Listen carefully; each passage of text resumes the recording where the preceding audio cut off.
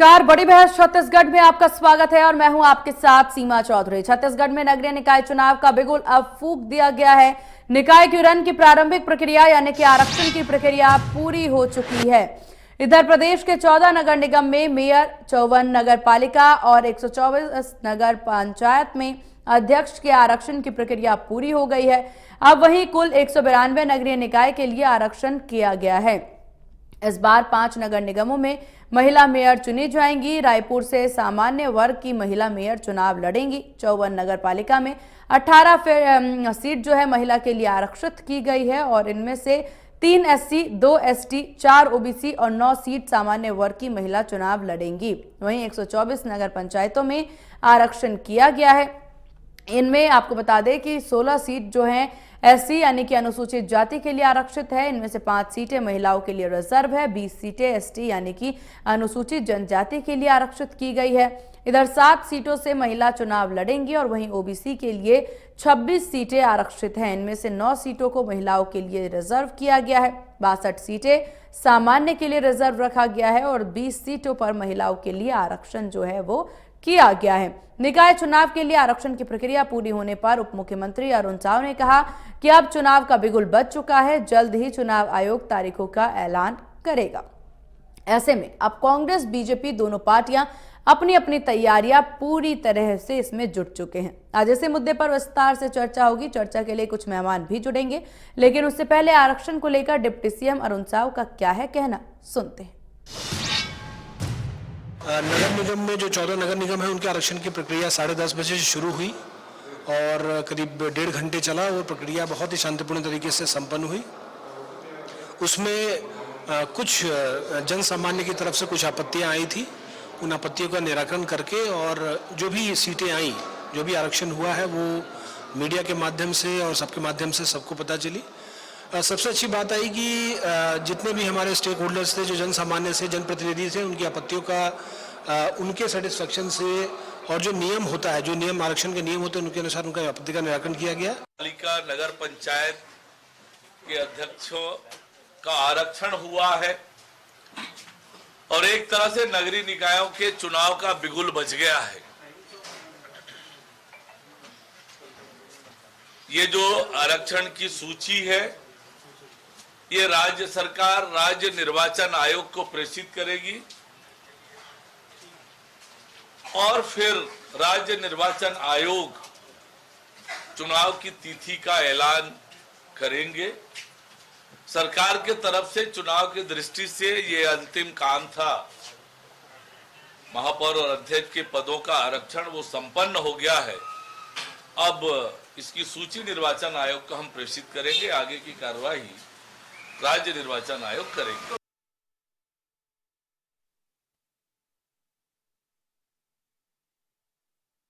चर्चा की शुरुआत हमारे साथ किरण बघेल जी, बीजेपी प्रवक्ता, और रुपेश दुबे जी, कांग्रेस प्रवक्ता बने हुए हैं। आप दोनों का बहुत स्वागत है इंडिया न्यूज मध्य प्रदेश छत्तीसगढ़ पर।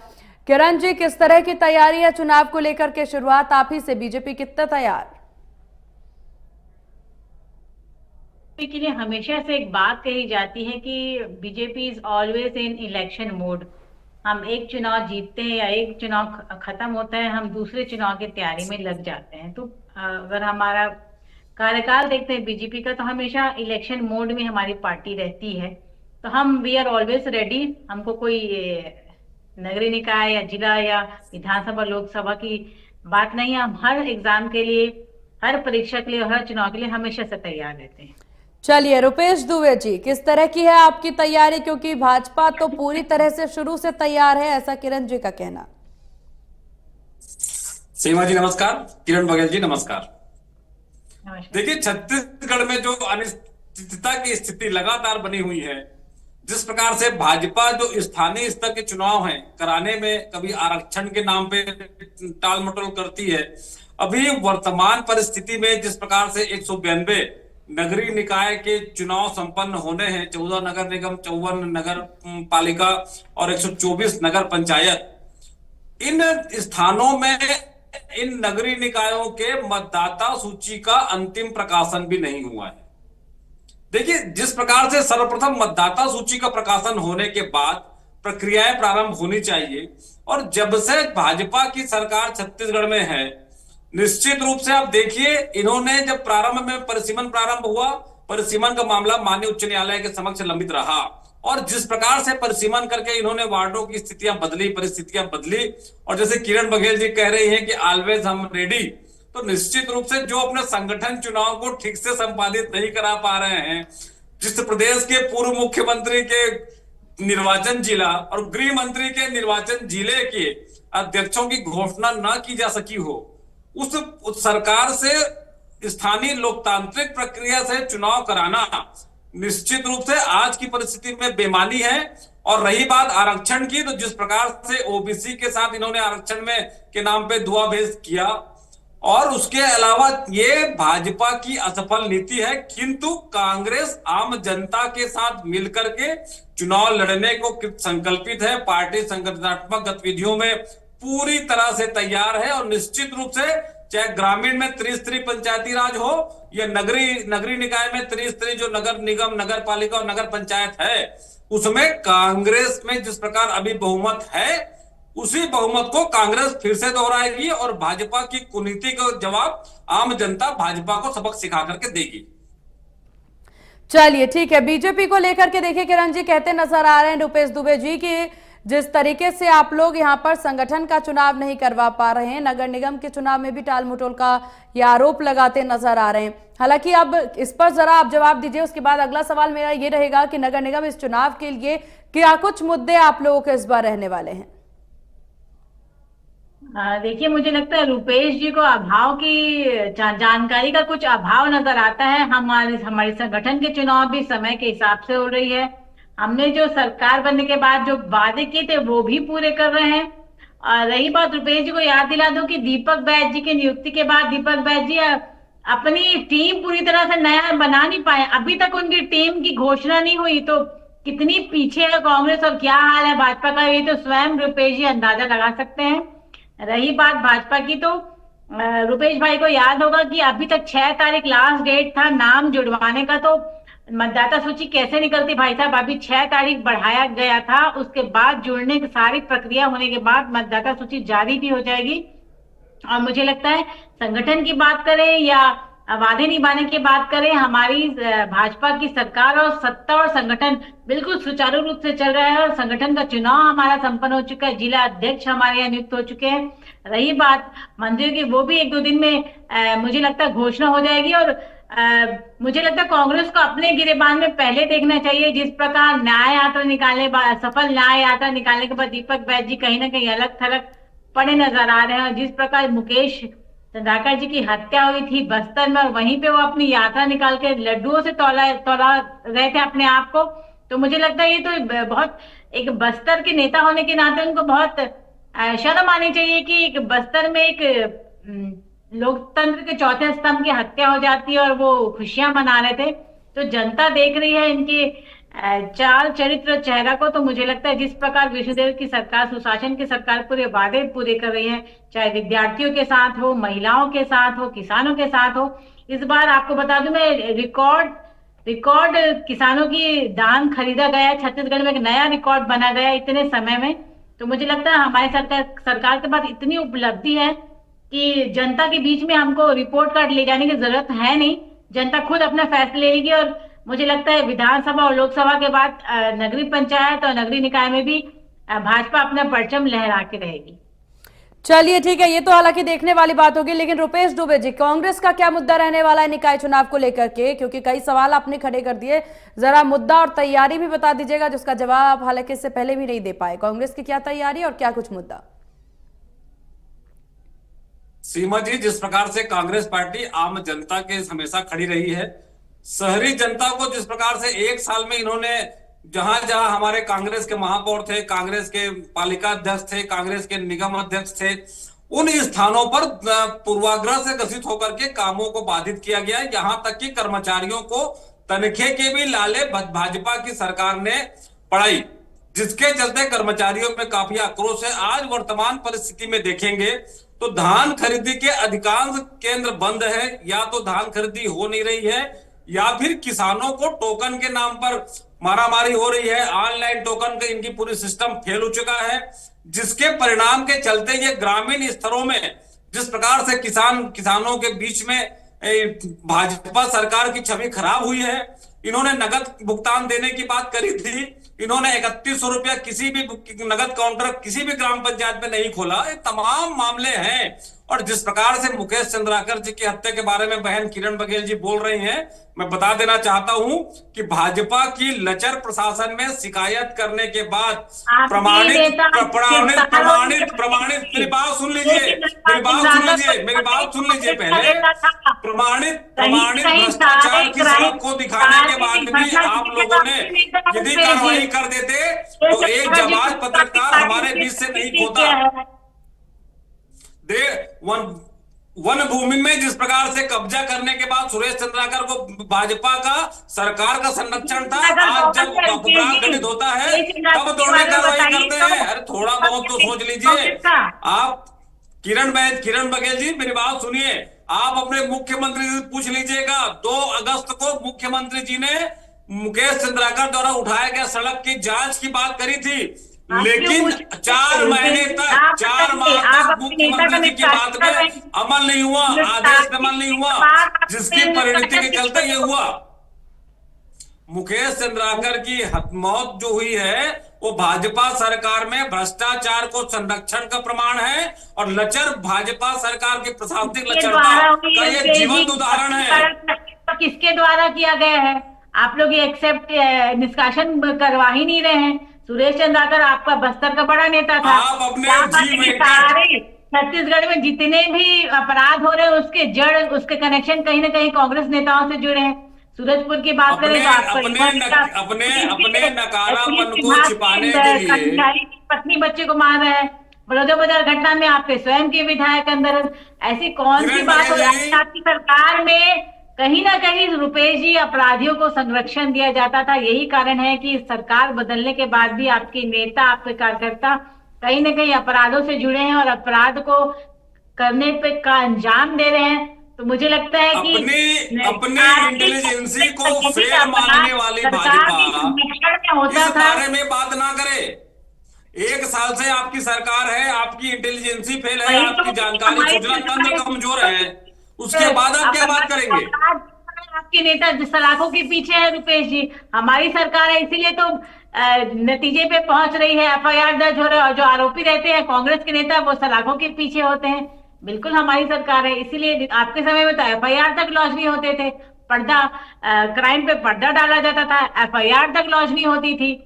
तो यही विष्णुदेव की सरकार है, सुशासन की सरकार है। अपराध हो रहे हैं तो सामने आ रहे हैं, FIR हो रहे हैं और त्वरित कार्रवाई हो रही, चाहे वो IAS हो IPS हो, उसको निलंबित किया जा रहा है। विधायक हो या कांग्रेस के बड़े नेता हो, सब सलाखों के पीछे होते हैं। जिस प्रकार से विष्णुदेव साय जी ने 2 अगस्त को जगदलपुर की सभा में कहा था कि सड़क निर्माण के दोषियों पर कार्रवाई होगी, 5 महीने तक कार्रवाई करने में भाजपा सरकार सक्षम थी। किरण बघेल जी आपके जानकारी में बात दूं, सुरेश चंद्राकर ने हत्या कर दी कि कहीं उनका काला चिट्ठा सामने ना आ जाए। सुरेश चंद्राकर जी यदि जांच कराते और सुरेश चंद्राकर की बात है तो जी वेंकट आपके भाजपा के नेता है, बीजापुर के पूर्व जिलाध्यक्ष जी वेंकट, उससे पूछ लीजिए वो किस लिए सुरेश चंद्राकर को हार पहना रहे थे। उत्तरी जांगड़े का भी जो बलौदाबाजार की घटना को लेकर फिर कह रही थी वो सार्वजनिक तौर पे कलेक्ट्रेट का घेराव करना है, सामान तोड़ना है। तो आपके सारे नेता ही क्राइम के पीछे हैं, अपराध के पीछे हैं, तो आप लोग चुनाव क्या लड़ेंगे? आपके नेता तो सिर्फ भड़काने, दंगा भड़काने और क्राइम करने में ही संलिप्त है। ठीक है रुपेश दुबे जी, आरक्षण की प्रक्रिया पूरी हुई है और इस आरक्षण की जो ठीक है किरण जी, ठीक है, आरक्षण की जो पूरी प्रक्रिया पूरी हुई है और उसके बाद ये सीटें आरक्षित की गई है, जरा उसको लेकर के क्या कुछ प्रतिक्रिया आपकी? बिल्कुल, बहुत अच्छे। ये जो आरक्षण हुआ है वो लॉटरी सिस्टम के आधार पे हुआ है और जिस प्रकार से महिलाओं को इस बार मौका मिल रहा है तो मुझे लगता है बहुत स्वागत योग्य ये बात है। और आरक्षण की अपनी जो सरकारी प्रक्रिया होती है उसके आधार पे हुई है और मुझे लगता है कि आने वाला समय महिलाओं के लिए भी बहुत अच्छा रहेगा। और जिस प्रकार कांग्रेस काल में आने के बाद लगभग इनके सभी नगरीय निकाय में इनके ही कथित नेता बैठे थे जहां पे कार्य हो ही नहीं रहे थे, विकास की गाथा रुक गई थी, मुझे लगता है जनता नगरीय निकाय में और जिला पंचायत में भी भाजपा को अपना वोट देगी, और जो भ्रष्टाचार मुक्त छत्तीसगढ़ का जो सपना हम देख रहे थे वो पुनः पूरा होगा। और जिस प्रकार प्रदेश सरकार के डबल इंजन की सरकार है, मुझे लगता है सरपंच तक या पंचायत, सबसे छोटी पंचायत हमारे जो देश की, वहां तक भाजपा का परचम लहराएगा और छत्तीसगढ़ की रुकी हुई विकास की गाथा डबल तेजी से आगे बढ़ेगी। ठीक है, रुपेश दुबे जी, आपकी प्रतिक्रिया क्या? देखिए, जिस प्रकार से बहन किरण बघेल जी बहन कह रही है, किरण बघेल जी बता दें, क्या ओबीसी को 50% आरक्षण मिल रहा है? क्या एसटी एससी को पर्याप्त आरक्षण मिला है? आप देख लीजिए, आप जिस प्रकार से नगरीय निकायों में आप लोगों का आरक्षण की प्रणाली है, अंटागढ़ नगर पंचायत है, वहां एक भी ओबीसी का नहीं है। कांकेर नगर पंचायत में 5 सीट पिछले कार्यकाल में थे, अभी 4 सीट हो गए हैं। देखिए, राजनीति करना अलग मैटर है, लेकिन जिस प्रकार से स्थानीय निकाय के चुनाव में जो दलगत राजनीति से ऊपर उठकर के पंचायतों के चुनाव होते हैं, उन चुनाव में भी भाजपा अपनी स्वार्थगत राजनीति करके किसानों को परेशान करके, जिनको लगा कि चुनाव की स्थिति नहीं बन रही है, तो लगातार टाल मटोल करने की स्थिति बनी हुई है। और अभी वर्तमान परिस्थिति में भी भाजपा की नियति मंशा चुनाव कराने की नहीं है। बार बार इनके कौन मंत्री क्या कहते हैं, उनके कथनों पे भी आम जनता भरोसा नहीं कर रही है। वह दिन दूर नहीं है जब आने वाले जब नगरीय निकाय के और त्रिस्तरीय पंचायत चुनाव में भाजपा औंधे मुंह गिरेगी और कांग्रेस संगठनात्मक ढांचों में मजबूती के साथ अपना परचम लहराएगी। तो किरण बघेल जी, हम और आप फिर से इस मंच पर बैठेंगे और इस मंच पर कांग्रेस की जो गौरव गाथा है, कांग्रेस की पताका है, उसके बारे में आप अपनी प्रतिक्रिया देंगी। किरण जी,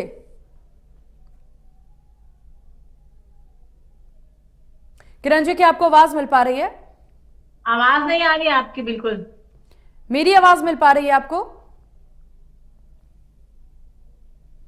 किरण जी तक शायद कांग्रेस की आवाज मजबूत है, इसलिए कांग्रेस की आवाज रुपेश भाई की आवाज आ रही है, एंकर की आवाज नहीं आ रही। रुपेश जी, आप ही बता दीजिए भाजपा की आवाज कहीं नहीं आएगी। चलिए, हमारी टीम जरूर काम करेगी।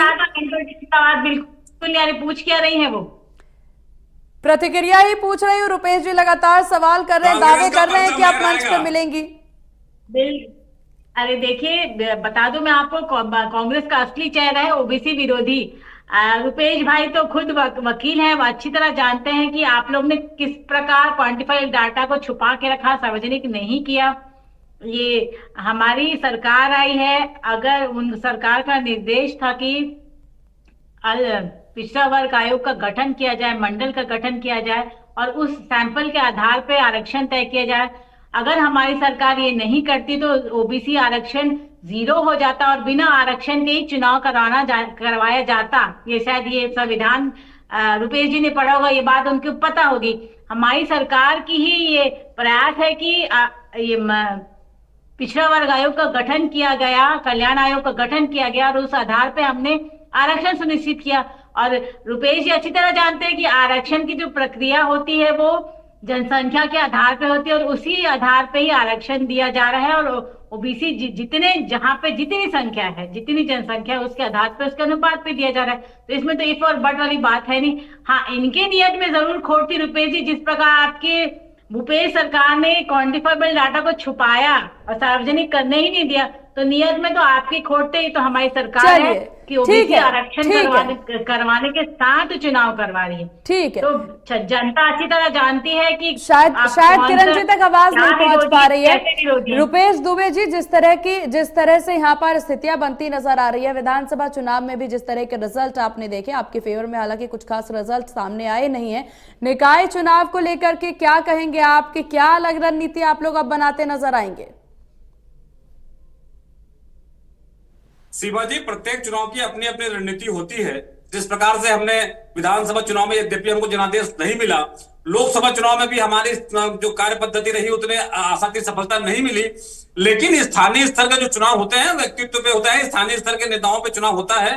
और जिस प्रकार से भाजपा ने पिछले 1 साल में भाजपा की सरकार ने अपने वादे जो किए हैं, मोदी की गारंटी है, उसकी धज्जी उड़ाई है, उसका दुष्परिणाम भाजपा को देखने को मिलेगा। और बार बार बहन किरण बघेल जी कह रही है क्वांटिफाइबल डाटा, और आज भी आरक्षण का जो वो बिल है वो राजभवन में अटका हुआ है, उसके बाद भी भाजपाइयों की नीयत ठीक नहीं है, इसलिए उस पर कोई बल नहीं देना चाह रहे हैं। लेकिन वह दिन दूर नहीं है, देखिए आने वाले चुनाव में जब भी, अभी तो भाजपा की सरकार यह बताने में भी पीछे हट रही है कि चुनाव कब होंगे।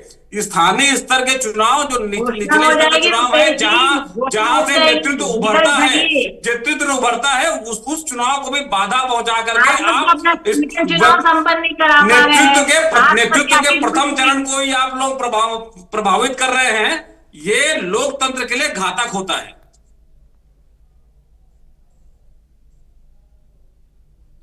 किरण जी, मुझे आपकी आवाज सुनाई नहीं दे रही। जितना रुपेश जी ने बोला उसका मैं उत्तर देना चाहूंगी कि जिस प्रकार जी रुपेश जी आपने देखा है कि विधानसभा में भी हमने आपसे पहले प्रत्याशी घोषित की, लोकसभा में भी आपसे पहले प्रत्याशी हार गए, वो सारे प्रत्याशी हार गए। कितने प्रत्याशियों को पहले घोषणा किए थे, वो सारे प्रत्याशी हारे हुए हैं। प्रत्याशी घोषणा में भी मैं बिल्कुल इस चैनल के माध्यम से आश्वस्त करती हूँ रुपेश भाई कि इस बार भी हम आगे रहेंगे और आप लोग पीछे रहेंगे। और जिस प्रकार आपकी पार्टी लड़ती आई है, मुझे लगता है भाजपा घोषणा में आगे रहती है और कार्य में पीछे रहती है। लहरा के रहेंगे। रुपेश जी इसी चैनल में बैठेंगे और आप मुझे बधाई देते हुए मिलेंगे, ये इसकी मुझे बहुत आशा है। चलिए रुपेश जी, फाइनल कमेंट। जी देखिए, जिस प्रकार से किरण बघेल जी कह रही हैं, कांग्रेस आम जनता के साथ मिलकर काम करती है। पिछले 1 साल में भाजपा की, चाहे महिलाओं को गैस देने की बात हो, चाहे किसानों को 3100 रुपए मेहनत काउंटर खोलने की बात हो, महतारी वंदन योजना के बारे में तो बोलिए। 70 लाख महिलाओं योजना के बारे में बता रहा हूँ। महतारी वंदन योजना का दुष्परिणाम आप सबको देखने को मिल रहा है। आज भी हमारी माताएं बहनें महतारी वंदन योजना के, विजय शर्मा जी ने कहा था। चलिए ठीक है रुपेश जी, ठीक है। वक्त की इतनी ही इजाजत ये वक्त हमें दे रहा है। आप दोनों मेहमानों का बहुत शुक्रिया इंडिया न्यूज मध्य प्रदेश छत्तीसगढ़ को अपना कीमती वक्त देने के लिए।